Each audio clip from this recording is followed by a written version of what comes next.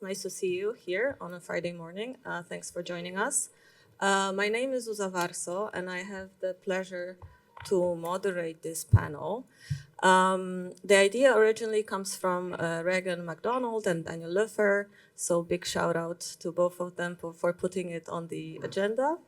And let me start by saying that when it comes to tech policy, there seem to be fundamentally different interpretations of what is going on in Europe right now.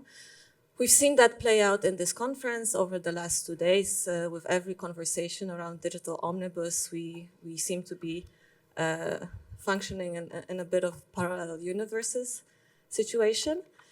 But the official policy response to the geopolitical and geoeconomic shocks is that, and basically Donald Trump's also second presidency pulling the rug out from under EU's feet, is that Europe needs digital sovereignty. And we've been learning in the EU the hard way that control over infrastructure and political self-determination are inseparable, which is, I must say, a lesson rich in historical irony for a continent that is more accustomed to exercising power over others than being subject to it. Anyway, the dominant narrative suggests that achieving digital sovereignty requires Europe to become more competitive, and industrial policy and building services and infrastructure in Europe by European companies are presented as the way forward. This, we are told, requires not only massive investment, but also regulatory simplification and deregulation. Which brings me to another interpretation of what is happening right now, namely that this competitiveness agenda, coupled with security agendas and the rise of far right across Europe, is leading to an unprecedented attack on legal safeguards designed to protect people and basically an undoing of years of hard work. In other words, to the death of progressive tech policy. And to address to what extent this is the case and what can be done about it, I'm joined today by 4 fantastic speakers. Anna Ornelas is Policy Officer for Digital Rights at the European Sex Workers' Rights Alliance as well. Fanny Hidvegi is Policy Director at the AI Collaborative. Marcel Kolaya is Policy and Advocacy Director for Europe at Access Now. And Sveja Findver is Policy Manager at Mozilla and co-chair of D64. I want us to start by mapping the landscape we're operating in. What is new, what stayed the same, what has intensified, and for whom these changes feel most acute. So I would like to ask each of you to name 2 or 3 shifts over the last 2 years that are shaping tech policy in Europe. And if there was a moment when you realized that the rules of the game had changed, I'd be curious to hear about that too. And let's start with you, Marcel. So you sat in Parliament through the previous mandate and working on many of the files that are being discussed in this conference. Now you're looking at it from the outside the institution. So what has shifted and what does it look like from your point of view? Thank you for the question and thank you for having me in the first place. When you ask me as a former MEP and with this wonderful title of the session, I think it's helpful to remind ourselves why we're having exactly those conversations that we're having in this conference about tech policy. And I am sure that everyone is already accustomed to these conversations that have been ongoing for the past 2 years. However, I think it's actually fair to acknowledge the shock from the sudden change of the sudden change that we've been observing in the initiatives by the current Commission led by President von der Leyen compared to the initiatives by the previous Commission led by President von der Leyen. And let's use the AI Act as an example. The AI Act has been adopted in March 2024 by the European Parliament, in May 2024 by the Council. And as much as I was involved in the negotiations, I really am not aware of any talks at that time that would be around the need to simplify the rules in the AI Act as it was proposed by the European Commission. Now, fast forward a couple of months, the Commission suddenly is working on a proposal to so-called simplify the AI Act, even before the legislation came into its full force. And in reality, the proposal actually is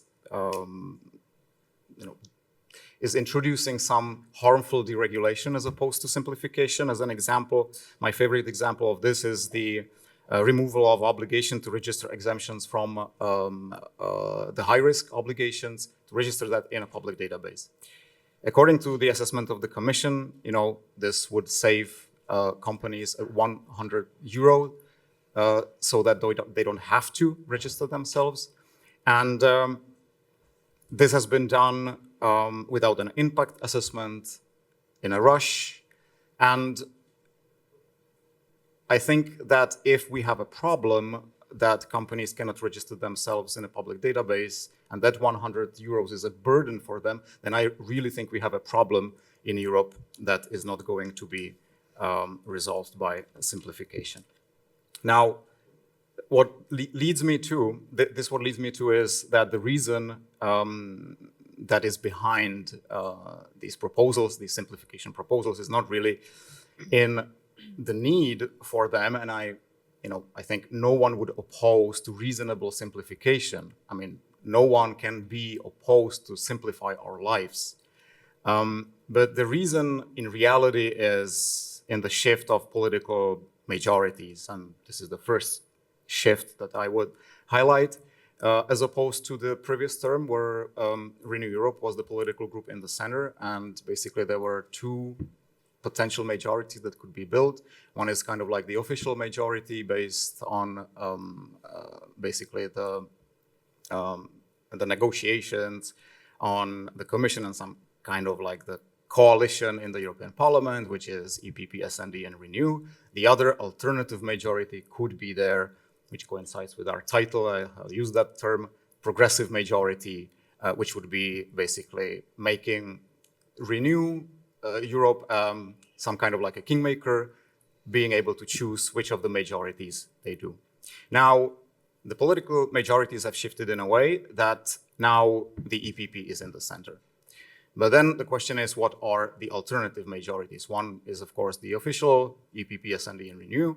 But then the alternative majority, if you imagine EPP in the center, then right from that quote-unquote center, you basically have Eurosceptics and the far right. So then you have the alternative so-called Venezuela coalition. And that leads me to the second shift, which is cordon sanitaire, which was honored in the previous term. And there was a clear agreement among political groups that far right would be excluded from serious talks on legislation because of their will to basically destroy democracy for their far-right agenda. Now, that cordon sanitaire is apparently gone with this potential Venezuela coalition that is there, and that is really, tangibly there, because there have been votings in the parliament that this coalition has voted as a majority. And the third shift I would like to talk about is how democracy is treated. It's completely fine to have a different opinion, and based on a different opinion, to do different legislation making. What is not fine, though, is to revise rules that have just been adopted just on the plain fact that there is a different opinion. Because then what is the long-term leadership?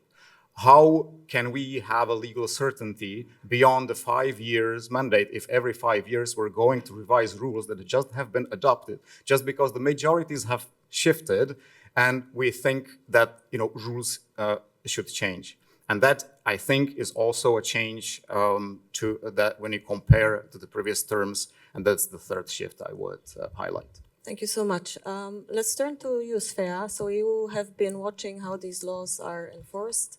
you argued also that the EU enforcement should not be treated away in this transatlantic storm. So, same question to you. What shifts have you noticed that? And was there ever was there a moment when you thought like, oops, something has changed? That moment definitely existed. I think for me it was the 24th of December last year when my friend Josephine Ballon, who is the co-CEO of Hate Aid, which is a German digital rights organization, that supports survivors of online hate. When she texted me at like 10 p.m. at night, like during Christmas dinner, and I asked like, so did your ESTA also get revoked? And then I think that's when I knew that something had fundamentally shifted. And I think this was just one, like the latest escalation in a series of escalation that we've been seeing unfolding over the last 2 years. So if I look back to 2 years ago, the DSA had just entered into force fully. February 2024 was when the DSA fully came online with all applications in place. And there was a lot of excitement around the DSA and enforcement of the DSA. So society was ready.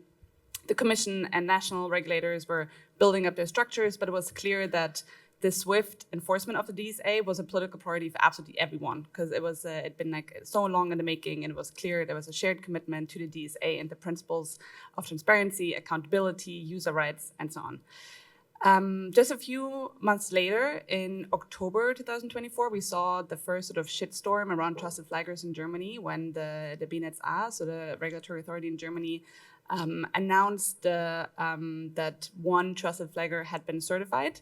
And in their press release, they connected that trusted flagger and the fact that it was being certified with the fight against hate speech and disinformation, which, of course, for anyone who knows the DSA, is not an accurate description of what the DSA does. It is focused on illegal content, not necessarily hate speech, which often is not illegal under national law, and disinformation. And that unfortunate framed press release was then used for an incredible attack against that particular organization, but also civil society in general. And since then, we've been seeing how that narrative, which back then was mainly a narrative put forward by the far right and by far right news outlets in Germany, has made it into political mainstream. So just a few months later, just before the German election, now Chancellor Merz and his political party asked a parliamentary question consisting of 551 questions around the relationships of the federal government and civil society organizations.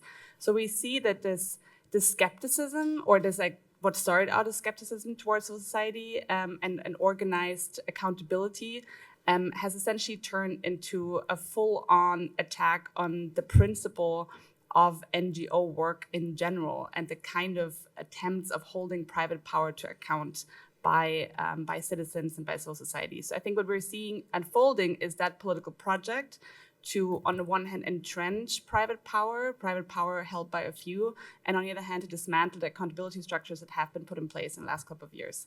And the DSA enforcement saga, I think, is just sort of one victim of this, but I think it's one case where we can see this quite extremely and play out, just very, very obviously.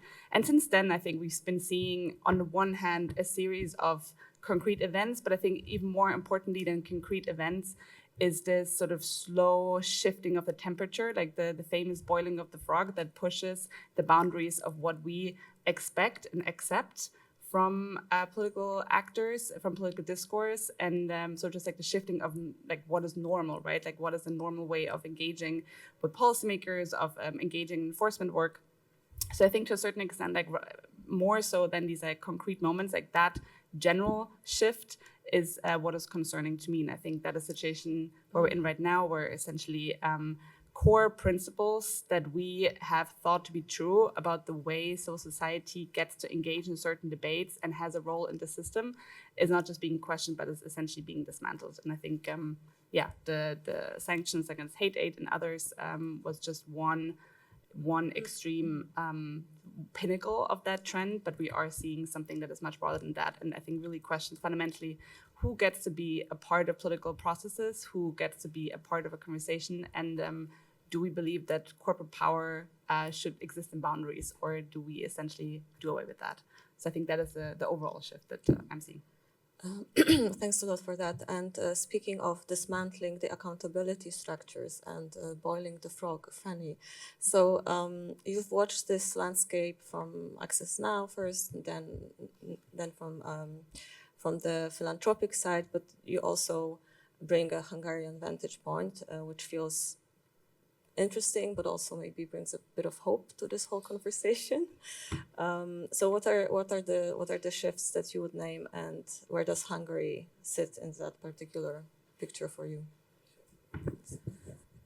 Thank you. It's quite funny to see Hungary as an example of hope after the 16 years of always the worst example. Hi everyone, good morning. So when I was preparing for this conversation, I was just trying to remember when, if ever, there was a moment when I thought about the EU institutional machinery as a place for progressive policy and an avenue for change. And to be fair with the EU and to reflect on my own contribution or career, like in my professional career, I've only ever worked in institutions that were in the business of reformist reforms. You know, like we criticized but still engaged with all of this, whether in, you know, especially in the civil society Brussels bubble, less so in Hungary, but at least I can only speak to the institutionalized or professionalized way of working in this environment. And it just, what you said made me remember that in the 2010s, on the streets of Hungary, we were spat on, we were on different lists by the government, but still our existence was not questioned. Those administrative attacks that then became personalized were already there, but by the right wing. I think the novelty there, the shift there, is that even more and new actors are facing, like the EU bubble is under that right now. And so all is to say that I think the progressive tech policy as a notion has a lot of asterisks and caveats when we talk about EU legislation. But still, from a philanthropic side, a couple of trends have been clear in the past few years. US philanthropy and US foreign aid, in some quite problematic ways, have long been a lifeline of public interest advocacy and digital rights as well. And putting that aside, the problematic nature, and that deserves its own conversation, even that money is shrinking. And US philanthropy is under attack. And there's even more resources that have to be concentrated in fights domestically in the United States. And with the EU's shifts that you mentioned, the whole quote-unquote Brussels effect, again, something to talk about specifically, that's not a compelling narrative anymore. What are the changes that we can achieve that is worth the investment? So that's a problem. Linking to the civil society attack, more and more NGOs are spending time, energy, resources, but also creativity, inspiration, motivation on fighting for their own existence, administrative fights, court cases. And sure, these have existed in other geographies, but it's expanding to these other actors as well. And to finish on the Hungarian question, hi. I don't want to derail the conversation completely. I could speak about Hungary for hours, obviously. But one thing to point out, the change has not come from a progressive place. Peter Magyar and the new party is not a progressive party. They are sitting in the EPP group in the European Parliament.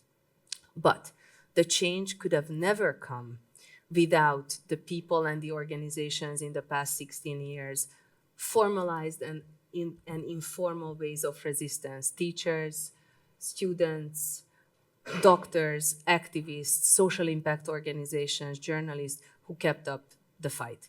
And still, a progressive political party did not emerge in those 16 years. So I think what happened was a combination of that resistance and progressive voices but then the power that people reacted to is in line with the shifts that you are describing, that at best it's in the center, but in some areas it's definitely the right to the center. Thanks, Fanny. And you raised the point about that the whole framing of progressive tech policy so sort of indicates and the title of our session indicates that the progressive tech policy was ever alive, right? Which is a question in itself that some people might ask. So I want to turn to you, Anna, because the organization and the community that you represent sits somewhere quite different in this landscape. And you've been on the receiving end of these platform decision, content moderation, and online safety frameworks for much longer. So how does that shift look from you? Was there a shift, or is it more of the same, basically? Thank you. Good morning, everyone. So, yeah, I would like to maybe push back a little on what's been said. Because I think a lot of what's happening today, a lot of the tactics that are being deployed against civil society have been experienced by marginalized communities for a really long time. Sex workers, migrants, undocumented migrants, the queer community, and the disabled community. There is so many intersections also between those. So, yeah, I understand it can be tempting to say, well, you know, the problem is Trump, but looking at how it has been, I would push back on that. Of course, that we have a really big problem with the rise of the far right, but it long precedes that. And sex workers like to say that they are the canary in the coal mine. I used to say that. I changed my mind. I don't think that anymore. I think sex workers are the beta testers for taking away people's rights. And for a long time, we've been trying to raise this point, and frankly, I guess not enough people were paying attention. And I think it's so great that you brought the hate aid example, because what happened to hate aid has been tested, you know, and deployed before. So the travel bans, for instance, it's something that the sex worker community has been experiencing for years, long before the Trump administration. You know, that sex workers that were not public facing would be denied boarding or would, you know, be deported once they arrived in the United States, because if you are a sex worker or you work in porn, there is a ban of 10 years that you can't enter the country. And also the financial discrimination, which was a threat that was going around, you know, against civil society, the Magnitsky law, has also been long deployed. I mean, we know that sex workers have their bank accounts shut down. They can't use PayPal, sometimes from one day to the next, and they don't have access to money. So what happened, and also the surveillance and the criminalization of activity, right?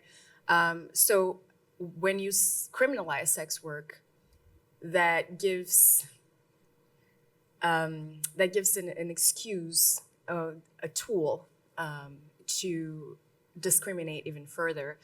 And that's exactly what's happening as well with civil society with this. Well, now, you know, it's a terrorist organization. Hate Aid is a terrorist organization. So, it's been tested before on groups that are the margins of society, and now it's just being expanded to the center. That's my view on this. And I would like to remind everyone that, you know, the oligarchy, the kind of dystopia, big tech landscape that we have today was not born in the Trump administration. I mean, a lot of the power that has been accumulated by these big tech companies happened during the Obama era. You know, who was inviting Mark Zuckerberg to the correspondence dinner and legitimizing all of this concentration of power. So, I think that it's worth taking a look at all of this and say, was it ever that much better? And if it was, for whom, right? I have a great friend who says that, the edge cases are diagnostic. And I think this is very much the case when we look at the people at the margins and what kind of oppression and discrimination they're suffering. We can expect that to be moved at some point. We also have less funding. I mean, ESVA has never had access to core funding. Most of our team doesn't have the luxury to work full time. We have to balance other jobs, me included. And we're seeing the online criminalization of clients, for instance, in Sweden. So you can't buy content on OnlyFans because then you can be persecuted criminally. And also an attack on porn. So there is a lot happening, but on the good side, we're here, right? And I think that's a big step because years ago, sex workers' rights were not even going to be considered into this conversation. So I don't think it's all lost. Thanks, Anna. And before we move on, I want to give you a chance to react to each other's interventions. If anyone wants to share some thoughts, go ahead. Now is the time. Maybe just say thank you to Anna to remind us of exactly that, right? That you're so right, and I think it's something that as sort of like, I think professional sort of organized society tends to forget that there are different communities that have experienced repression along very similar lines for a long time. So I just want to thank you for bringing that perspective in because it's crucial. Yeah. All right. So one of the questions that this panel asks is if we're operating in a somewhat different environment, then how has that changed our tactics, our ways of working? And by we, I mean very generally people who care about fundamental rights, people who care about digital rights. So Svea, let's start with you. Is there something in the kind of work that you've been doing for years that used to work and doesn't work anymore? And what are some of the new experiments that the community, the group that you work with, is trying out to make a change? Yeah, I think to a certain extent, at least it feels like nothing is working at the moment. So I think we have gotten used to this idea that if we are right, and if we bring good arguments, and if we ground them in fundamental rights, that they will eventually be heard in the context of parliamentary processes. And I think that was always connected to the assumption that there can be a progressive majority, that majority can be found or built. And I think we're now in a situation, as Marcel has explained, where that is just not really a reality anymore, neither at the European level nor at member state level. So I think, again, I think as a community, we've gotten comfortable with this modus of we're going to write a submission, we're going to form a coalition, there's going to be an open letter, we're going to send that open letter, we'll submit our submission to the consultation. There might be a roundtable, we'll provide evidence, we'll testify, and the right people will be in the room and they'll listen because we are right and we bring good arguments. And I think that fundamental model does not seem to be working anymore. I think partially because of a general disregard for rights-based arguments, but I think also because of this general, I think there used to be assumption that in a political process, civil society had to be in the room and had to be involved to help with the legitimacy of that political effort. And I think that assumption doesn't hold anymore. At least that's what I'm seeing, especially at the national level, not so much maybe in Brussels. And then I think the other strategy that we used to pursue was litigation. Thing, right? Like if everything fails, we'll litigate, we'll win in court because we're right, and we tend to have the right arguments. And I think that is also something that is shifting a little bit. So at the European level, the European Court of Justice, for example, for more than a decade, we could be assured that when it comes to privacy, for example, the court will side with fundamental rights. And starting in 2024, but also probably already a little bit early, 2021, with the first Net case against data retention, we're seeing that hard line in protection of privacy and fundamental rights is being weakened. So we cannot trust anymore that the court will save us. So I think what we need, and this is challenging, and I'm definitely a part of the problem here, but I think what we need is to essentially build narratives that make the issues we care about relevant to like regular people and like the rest of society, which is never in these rooms and who are often also not invited to be able to participate into these often highly technical conversations. But I think we essentially need to build movements that explain why the things we care about are actually relevant for absolutely everyone, and to really draw out what do fundamental rights afford us to do? Like, what does the good digital policymaking afford people to do? What is it that you're losing if you can't, I don't know, if your VPN is banned, if you have to verify your age and your identity before you can access content online? I think those are the things we need to get much better at. So yeah, I would say at the moment nothing seems to be working, but I don't think that all hope is lost. Thanks. I keep hearing that we, as digital rights movement, got somewhat disconnected from the rest of the society, the rest of the public, and that waving the flag of digital rights that used to at least work in some situation doesn't work anymore.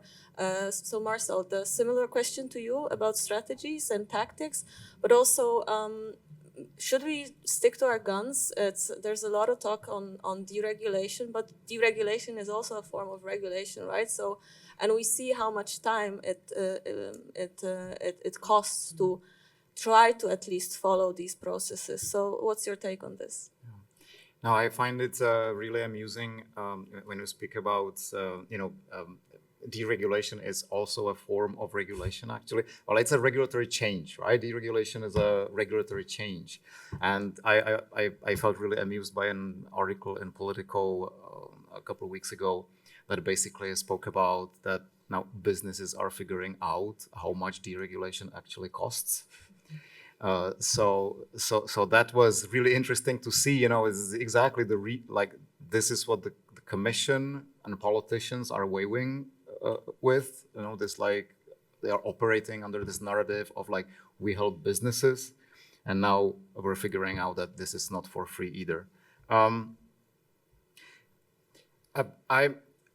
don't think that I will provide much different answers from what Svea already said, which is not surprising, I would say, because also civil society organizations do not operate in silos. We coordinate a lot, and this is such a change in policy making and how civil society is treated, and how civil society can be part of the policy making process that civil society organizations have been discussing that, how to adapt to the change, what are the new strategies, and we're sharing our collective intelligence a lot. And indeed, I think we need to zoom out. I think there is a legitimate question: to what extent can we work with the legislative process in an honest way? The example I gave with the AI omnibus, it was a rushed process. How can you engage in a rushed process? How can you engage in a process where there is no impact assessment? You are not even able to properly build your arguments based on facts, based on research, based on data, which is what should be done if we're making drastic changes to legislation. And a kind of a reminder of that honesty or dishonesty, if you will, for me was yesterday's panel where there was a representative of a commission on the panel. And coincidentally, Anna asked a question that was related to that the civil society and impacted communities were not consulted properly and only were able, to talk to the policymakers in the very last stage of the process. It was too late and nothing could be done anymore. And the Commission's response was, well, we have consulted civil society, period. I mean, that disconnect of these two, realities is visible, and there really is a question to what extent it makes sense to engage in an honest way in this legislative process. And definitely we need to set the narratives straight, because there's a lot of blah blah that serves as a smokescreen, but as a matter of fact, how I think we should ask a question: how simplification, which is the official term used by the Commission, which again is mostly harmful deregulation, goes hand in hand with the other top-level goal of the Commission, which is digital sovereignty. What is the future that we're building? Like, are we building the same tech as we have in the US and in China and we've been using in Europe? Or do we have some other alternative future that we're building? And are we making the steps in order to unlock the potential of Europe? Like, what are we doing about the fragmented single market, the capital union? What is our industrial policy? What are we doing about the domination of US tech? Are we enforcing our already existing legislation in a way that it would go towards these goals that the Commission claims that they are going towards to? There was a sentence that I, in a panel 2 days ago, that I have noted, which I really liked, the way how it was put, which was, we need to protect the environment in which we can innovate. And that is the question, we should ask. Are we doing this with the current Commission's initiative? And we need to basically build the narratives around this and asking these questions, because unless there is a public pressure on and scrutiny over these questions and the answers that the politicians are providing, then I'm not sure there will be an honest engagement in the policy making, because in the end, who cares? When it comes to securitization, the same. How does it actually work with simplification? How that massive regulatory change that is towards actually more regulation, more surveillance, how that actually is simplifying anything. And my last point is on something that Anna actually said, is on building coalitions. We need to learn from those who have been actually in the situation of being marginalized, and they have the experience how to work with these situations. And we need to build coalitions across, beyond the digital rights community. Thanks.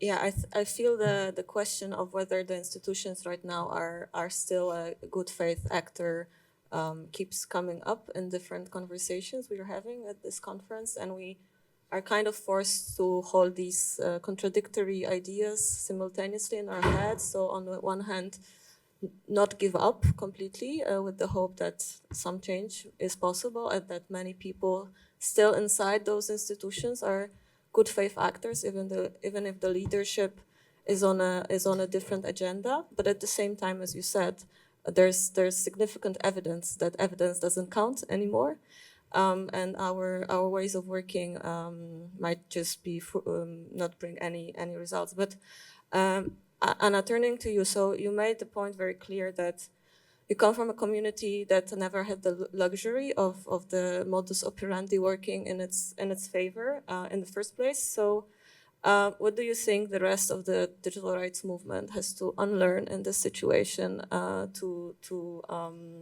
from community like yours, but in general, if it wants to make some difference?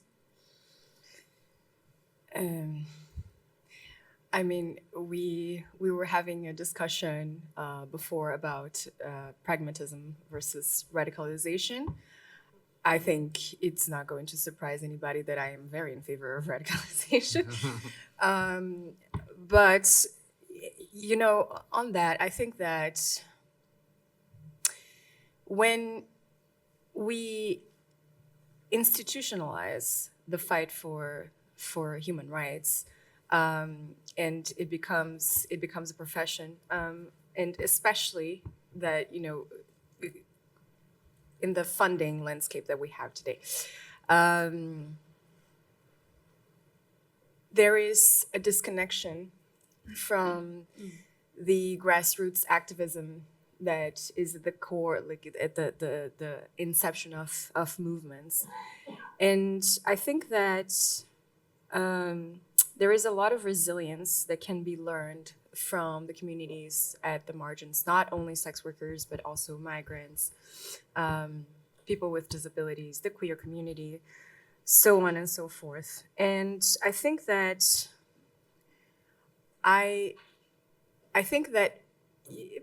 you can have the discussion about pragmatism, and I think that being pragmatic in the decisions or strategic in how you're going to engage with the institutions or not has its value.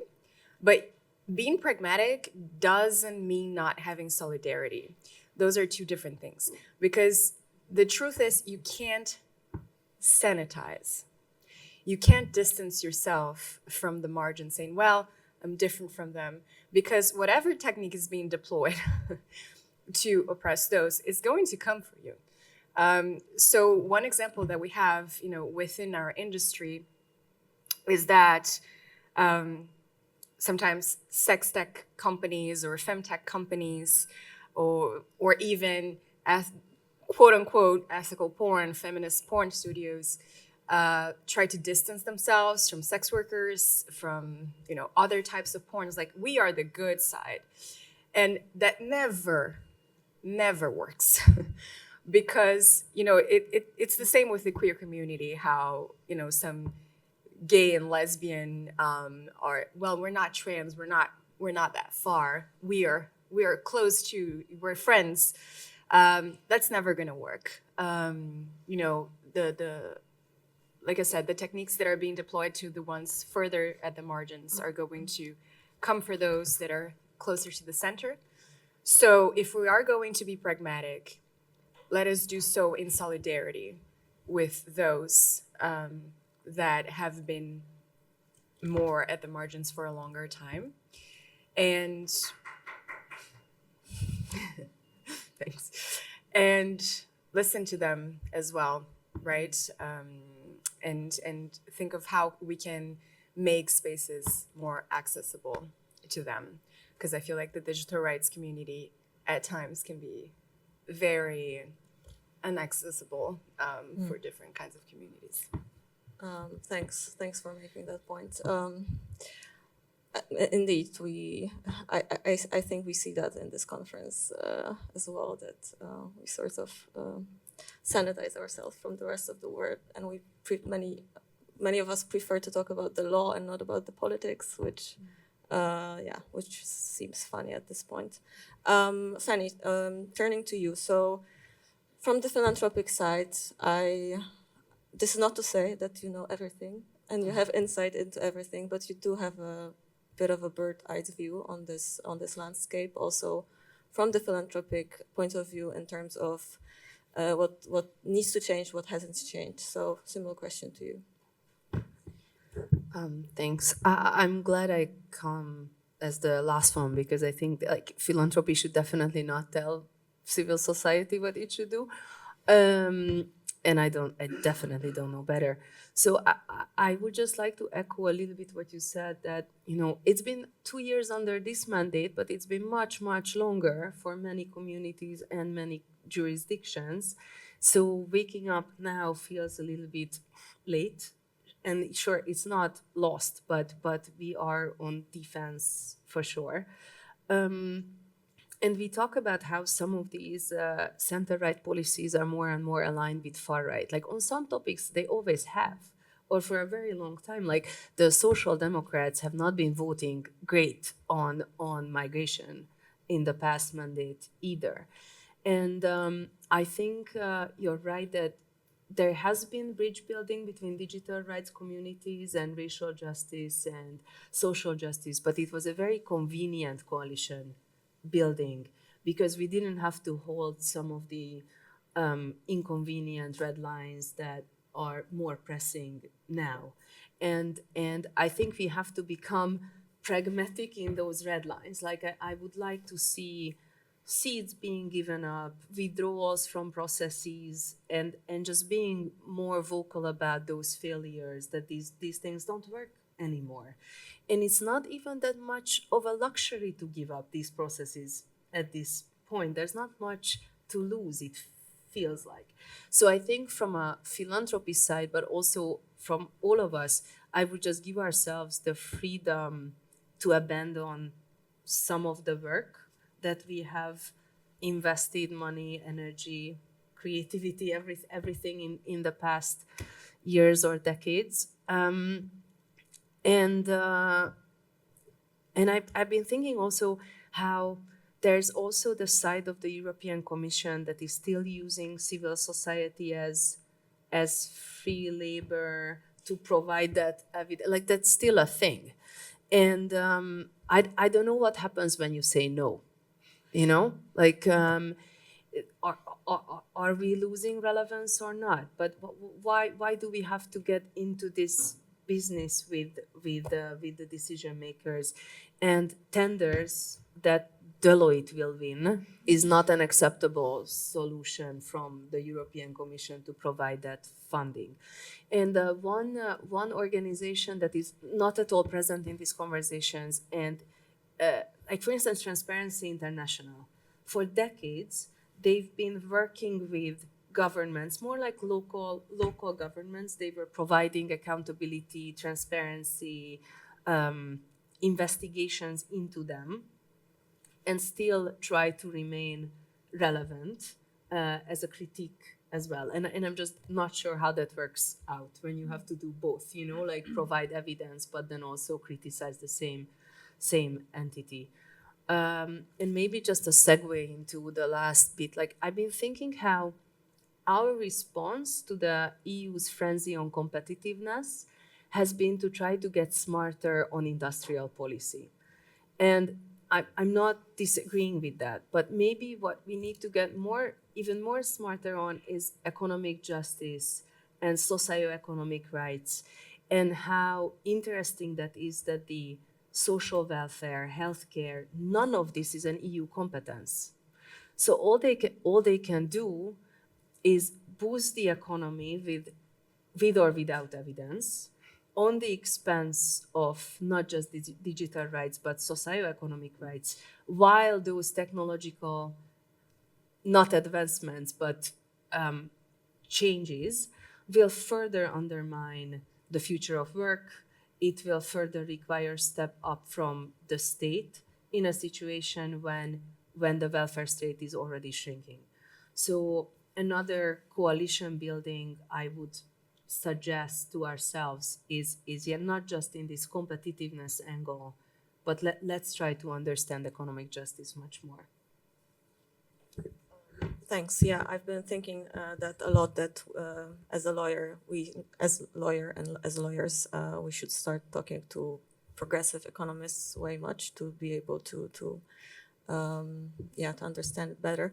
And we're quickly running out of time, and I want to have enough time for the room to respond, to ask questions, but also comment and share experience, because I think there's a lot of knowledge in this room about the environment we're operating in and how we also respond to it. So maybe if you can give me like a show of hands if there are questions or not, responses. Don't be shy. Yeah, there seem to be some. Okay, then. No, not yet. No. Well, actually, yeah. Why not? Okay. How does the panel feel? I would like to do Maybe okay, guys. So let's have a last round of like short interventions. You can give it up, but you don't have to. So you're invited to make a final comment, and then we'll open the room to questions and comments. Yeah. I would just like to say as well that ESVA is a membership organization. So we have over 100 members around Europe and Central Asia. And, you know, these are sex workers' rights, unions, organizations that a lot of them have no funding at all. And they've been working tirelessly for years because they have no other choice. And this is so much the reality for communities in which, you know, being political is not a choice, is a matter of survival. And I just wanted to offer some food for thought because I'm on a personal basis. I am a drag king. And in my drag king community, funding has been cut in Berlin for the project. That is a project to teach new drag kings to come into the scene. And then we're like asking the leader of the project, oh, you know, like, how is it going to happen? Is it not going to happen anymore? And they were like, it's going to happen. Funding or no funding, it's going to happen. Like, this is going to keep existing. And this is the kind of resilience and grit. It shouldn't be that way. I'm not romanticizing the struggle, but, you know, it's something that we can feel inspired by. So I just wanted to add that. Svea, Marcel. Yeah, hard to come in with a statement after that. But just like one thought that I keep returning to is something that Andreas Malm has written in his excellent book, How to Blow Up a Pipeline, which is actually not about blowing up pipelines, and I highly recommend it. And he essentially makes the argument that the climate movement, and I think this applies to our movement, which is maybe not a movement yet, but should become one. What they have learned is essentially or what he thinks we should all learn, is to develop comfort around a division of labor in civil society. So there need to be people on the street that are able to apply pressure. There need to be radical people who will radicalize other people, who can make arguments that some people cannot make, but to essentially up the political pressure and sort of reshape the game that is being played.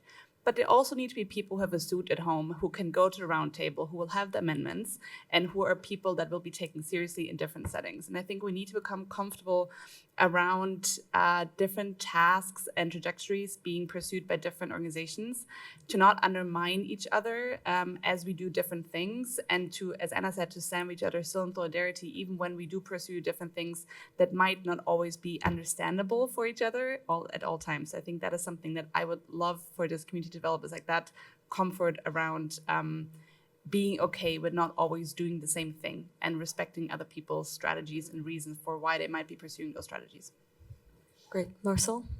I would just like to underline that actually, because this is something that I've been working on currently, you know, basically like finding synergies that we can use like within civil society, but honestly also with businesses, you know, and finding kind of like this whole spectrum of different strategies and how we can actually unlock the potential of different strategies while at the same moment, you know, making sure that we stay in solidarity with those who have like these kind of, let's call it radical strategies at this moment. Hopefully that's not a controversial term to use, because we don't want to step on each other's toes. We want to actually, you know, work in a synergy. So I would like to underline that. This is super important to figure out. Great. Thanks. Fanny? I think I'm happy to. Okay, good. Now. Okay, so Justin, Claire, Badwin, George, Frederica. I know all your names. No, let's do it. Let's do it properly. Thank you for the panel. Justin Hendricks at Tech Policy Press. So one of the things that we're observing in the States about some of this is the extent to which the data center fights are bringing a new energy into the tech policy discussion. Not every discussion or data center fight, of which there are literally hundreds and hundreds across the States as the data centers are being built at absolute breakneck speed with trillions in investment. Not every one of those fights is about, you know, big picture tech policy issues. You know, a lot of time it's about affordability and, you know, cost of electricity. But it does seem to be an entry point into some of these broader questions. And also, I think, a huge reminder to communities when they see these things being built of what's not being built in their communities. And that to me is, I think, a compelling thing. So I guess I'm wondering if there are other points of entry that you all see. Maybe the data center fight isn't as hot here in Europe, but I wonder if there are other points of entry where you think bringing people in seems like a promising place, the kind of recruiting people to these types of concerns. So that's the question, I suppose. Great. Over there, Claire? Yeah, Claire from Mozilla Foundation, and thank you so much for this fantastic panel. My question actually also follows Justin's pretty nicely. 2 days ago, the organization Repro Uncensored, along with Dutch queer organizations and Bits of Freedom, launched a complaint against Meta for censorship of gender-related content. So this, to me, at least, sounds like the kind of new coalition that you're all talking about on this panel. It's also potentially something that also just needs time because the GSA is new. Asking you, similar to Justin, where else do you see new coalitions? Where do you see hope? Where do you see new strategies building around these issues? Thanks. Over to George. Or was there a question? Oh. Hi, thanks. George Colville from Open Markets Institute. I think I'm going to go with a bit of a provocation, which is also interesting coming from where we stand, that maybe progressive tech policy is dead or dying, but maybe there's also a kind of tech politics emerging. I think we're really seeing in public discourse much more awareness among like the wider population about a lot of tech issues. There's a kind of a lack of coordination, but even in my day-to-day lives, when I talk to people about what I'm doing, there's much more awareness and kind of understanding of what I do and an appreciation of it. And maybe self-critically, we can say that the kind of tech policy circles have been very, very insular and kind of talking among ourselves a lot, but not interacting much with wider politics and wider policy. So perhaps now is actually the time to start doing that. I mean, we're organizing an event in France right now, and we look at kind of French politicians, and we were kind of trying to map who was talking about these issues, and came up completely blank. There was nobody. So kind of maybe now is the time for us to start kind of looking at wider politics and moving from policy to politics. And I was just wondering what thoughts you might have on that. Love that. First row. Thank you for the panel. Really appreciate it. I'm also a funder, like Fanny, and we have the bird's eye perspective on the one hand, but also like a very limited analysis, right? And I want to touch on a point you made, Svea, about kind of the diversity of the field, people like with suits and more radical that people talked about as well.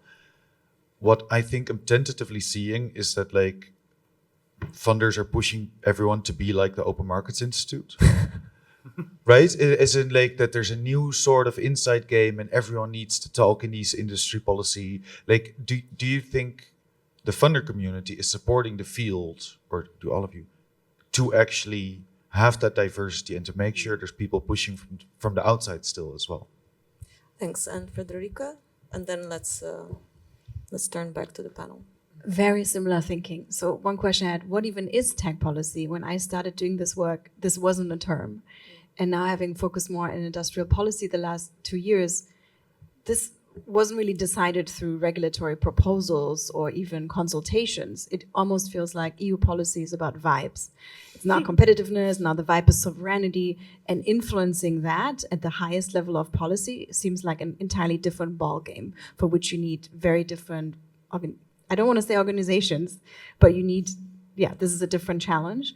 And then also building on what you said, I noticed that I've shifted the way I speak, and there's a risk to appeal to the new reality, but there's a real risk of losing people who are rightfully very concerned about AI, and now that the tech policy is finally more mainstream. So how do you each of you navigate that? You need to appeal to the reality of more centrist politics, but also your values have stayed the same. Thanks. Who wants to start? I can start with the funny question. So I'm saying this not in my role at Mozilla, but I am deeply, deeply, deeply frustrated by the funder landscape. And this is mainly from like a German national perspective. I don't have a lot of insight in like European funding organizations, but there is. So for example, DSA enforcement, right? Like there has been an incredible push for essentially any civil society organization under the sun to find a way to argue that whatever they're doing is a part of DSA enforcement, which is fantastic because we need DSA enforcement. Unfortunately, most organizations pursuing or sort of being forced to pursue that kind of work do not have the skills necessary to be able to do the kind of work well. So we're now in this bizarre situation where the European Commission essentially expects a whole ecosystem to do work for them for free, which undermines the watchdog role that society has to have, because now we're like part of the system somehow. But also funding, it goes like a lot of funding at one moment was like very specific thing that's actually kind of hard and wasn't very well defined either, because like what even is DSA enforcement, right? Like no one knew 2 years ago. And now essentially we have a whole lot of organizations that are really struggling to continue funding themselves as political parties shift to AI, to industrial policy, whatever it is. So, I mean, I'm probably preaching to the choir, but if funders would just be comfortable funding people for doing what they're doing well without having to essentially recalibrate their work into like a different project logic every 2 years, I think would be in a very, very different place. And there would be organizational resilience that I think we're missing. So that was my rant about funders. I'd like to respond to Justin's, Claire's, and George's questions all together. One place I see that opportunity and I'm really excited about is education, which is obviously a too huge field to define that way. But I think schools are an interesting place because they are a place for resistance, but they are also a place that are heavily subject to that lobbying that big tech and other incumbents are doing. So I feel like that's a similar place. And education more broadly is a place of opportunity, I think, because all the recent Pew Research and all those opinion polls say that the resentment is almost the biggest in that area. And that's where people have the lowest beliefs that AI can do any benefit. And so for me, that's where we're looking at also for the new coalitions and some unlikely allies in that area.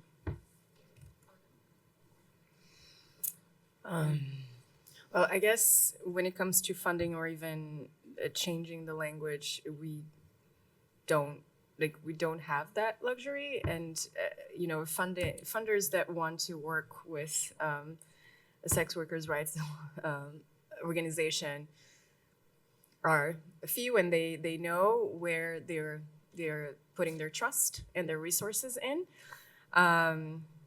So that's on that. But on new and exciting possible coalitions, we are looking. So we launched our new strategic plan until 2030, and in our strategic plan is we want to tackle CSAM and also look at children's abuse online. I think there is a lot of intersection between the children's rights movement and the sex workers' rights movement. This dialogue is not always easy, but I think there is a lot there. And I'm excited to try and build these coalitions and also overseas collaborations. I think that we don't talk about that enough. I am from South America, I'm from Brazil. We've had a lot of big tech bullying on our end. And there has been some interesting tactics on how to deal with that. And I think that there is a lot to be learned by looking at other corners of the world. Can you elaborate a bit on this? Mm-hmm. So I don't know. Okay, this is a long story, but basically the Trump administration was bullying our government to drop the accusations against our ex-president.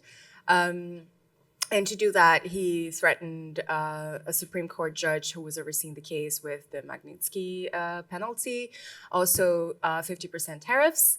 Brazil has a big trading relationship with the US, so that's a big deal. And our government, instead of backing down, was like, okay, fine. And also the Supreme Court judge who had, the Magnitsky applied to him was like, okay, fine. And eventually Trump came around and changed his mind, and now the tariffs are being renegotiated. The Magnitsky has been uplifted. So, yeah, I mean, I think that sometimes having a little bit more grit in face of threats can also work. If a poor country can do it, maybe Europe can also do it. Thanks. Marcel, do you want to respond to the questions? Yeah, maybe a bit on the coalitions. Given Access Now's mission, which is to defend and extend the digital rights of people and communities at risk, are sort of like, I'm not sure I would call it coalitions, but those we work with, that is a bit kind of something that is a bit flexible, because what are the communities at risk in first place is the question. And in one moment in time, it can be journalists who are targeted by spyware. In other moments in time, it could be migrants, and in other moment in time, it could be sex workers, and therefore we need to somehow be flexible in that area. But at this moment, it feels like everybody is under attack. So the communities that we work with, and we have a digital security helpline, for instance, is somewhat broad. What is not necessarily a community at risk at all, and but where I kind of feel that we have to try to build a bridge, and maybe I'm a bit controversial with that, are businesses, because that the narrative that is about them, and honestly, I don't think that European businesses that this is about are necessarily against digital rights. So trying to build a bridge where we can see whether maybe there is something on this digital sovereignty agenda. Well, as horrible as the term is, because it can be hijacked in so many directions, if there is anything that we can use to deliver digital rights, is something we need to explore. Yeah, thanks for that. And I would really love if that was possible. Listening to the business representatives at this conference, I have some serious doubts, but still, we've been trying to push this narrative that regulation doesn't hinder innovation for a very long time. Doesn't seem to land. But if you have thoughts about this, I'd be curious to hear. Yeah, I think there's a nuance. Yeah. I think there is a nuance. So I mean, there are businesses and businesses, of course. And for instance, there are open source businesses that definitely are closer to the values of digital rights, because open source has always been about democratization. The whole model of development is about democracy and development. So I think that there is a way, and there are entities that are not traditional kind of partners or coalition partners, but I think we need to explore. I'm curious if others on the panel have a view on this engagement with businesses. How does it work? How has it worked out in your practice thus far? Do you have any experience? I don't want to push that question onto you if it's not something you want to talk about, but I'm curious. But because this is also something that keeps coming up, right? That we need more allies on the side of the industry. I think we have. Okay, then let's take another round. Rania, then over there, and Joris at the end. Hi, I'm Rania, and thanks, Marcel, you gave me the perfect entry point. So I'm from a startup. We're called Levant AI. We're an Austrian small business. And I would love to figure out how to support civil society and digital rights. And in fact, that's kind of our vision as a company. And one of the things that I do find frustrating sometimes in discussions with civil society is that business gets shoved under one huge blanket term. And actually, there are plenty of businesses, especially small businesses, that share your agenda. So I would be very interested in finding out ways how to collaborate. There question over there, and then two at the back. Oh, and then here.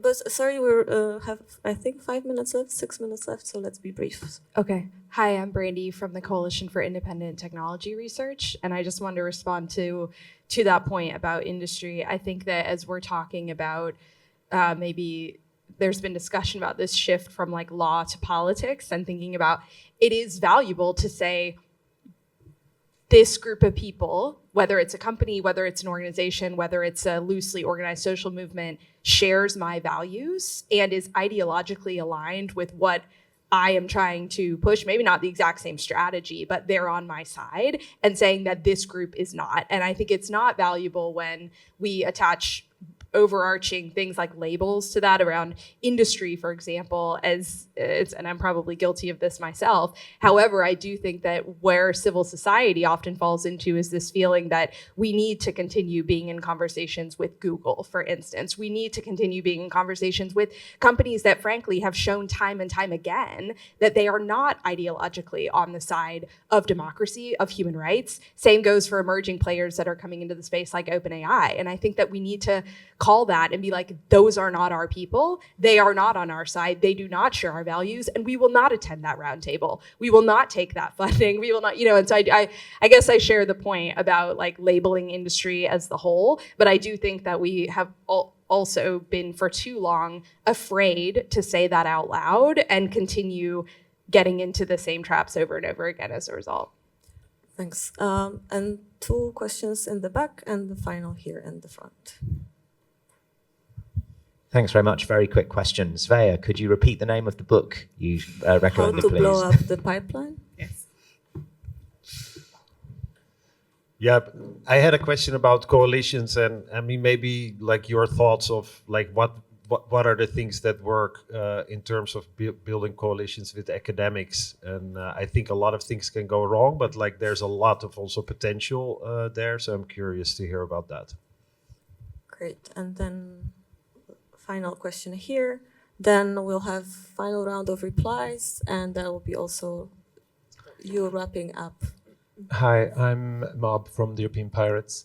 The file sharing community burst into the digital rights scene 20 years ago. A lot of us are still around. Some got politicized into the pirate parties, some ended up in the NGOs that a lot of you have been involved with. We're there.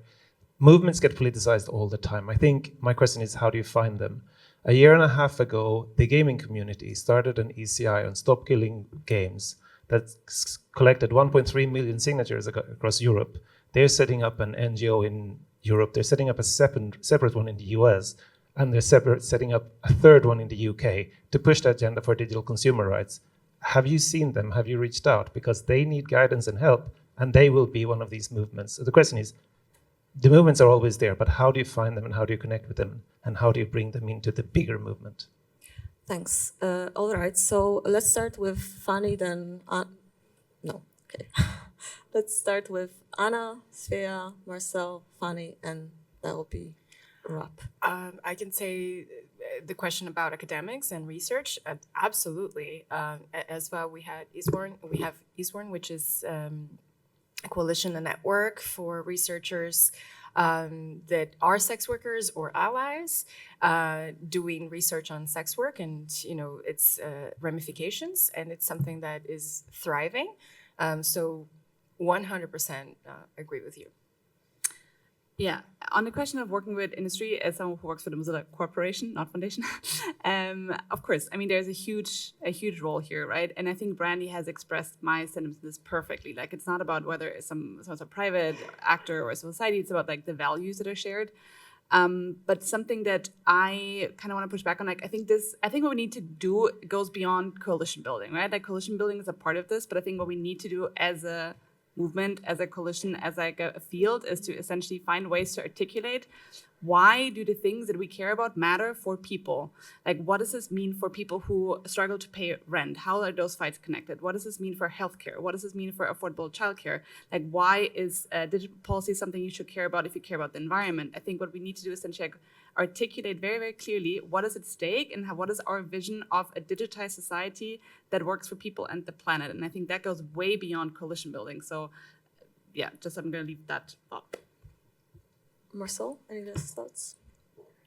Yeah, I need to say I'm a bit surprised by the question on academia, because I think there's been a long history of cooperation between civil society and academics that work really well, and like happy to hear about what you said, that there have been issues or something along those lines. Access Now definitely works with researchers, because I mean, data that we need for our work lies, in that research. And when it comes to connecting like new movements, each civil society, has a specific mission that they follow, and they are trying to fulfill, because also that's the only way how they can get money, because they need to also convince the funders that the mission is worth funding. And I would say when it comes to like connecting to new movements, there's been a really good cooperation within the EDRI network, which like in Europe is kind of like a central point of being in a network of organizations. And I cannot imagine that if someone set up like digital rights movement in gaming or anything else, they wouldn't be aware of this. So my question, I would turn the question around, is like, is it reasonable to think that they are not aware about, let's say, for instance, EDRI, and reaching out to EDRI, whether there's any cooperation that can be done? Yes. Thanks, Marcel. And over to you, Fanny. I've been thinking a little bit how most of the people I know in civil society or activism, but I don't want to speak for everyone, but I know a lot of people who chose this path either as a volunteer or as a profession because they care about politics, but they didn't want to become politicians. And I always wonder that that's the mistake we made, because there was a decade or so when this distinction made some sense. And these days, it doesn't make too much sense to me. And we are in this situation in Hungary, and this is not about me, but it's about a lot of people in that community who have an immense amount of expertise and integrity and values, but the government has absolutely no clue who they are. So they're not getting phone calls. They're not getting called to, and they feel this duty, they want to help, but they're not in a position because they've been in a very different space. And I have some regrets about this. That's all. Thanks, everyone. We're over time, so join me in thanking the panel. And